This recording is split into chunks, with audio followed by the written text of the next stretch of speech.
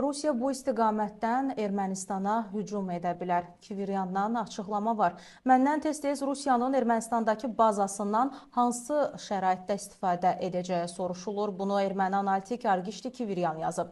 O, Rusiyanın Ermənistana hərbi müdaxilə ehtimalının mümkün olduğunu bildirib. Sizə bir ssenari deyim. Təsəvvür edin ki, Ermənistana bir neçə min erməni əsilli Rusiya vətəndaşı gəlir və nədənsə yerli hakimiyyət onları deportasiya etmək qərarına gəlir. Moskvanın bu yaxınlarda xaricdəki Rusiya vətəndaşının maraqlarını qorumaq üçün ordudan istifadə edilə biləcəyi barədə qanun qəbul etdiyini xatırlayın. Yəni Ermənistandakı hadisələrə müdaxilədə Rusiya hərbi bazasından istifadə edilə bilər.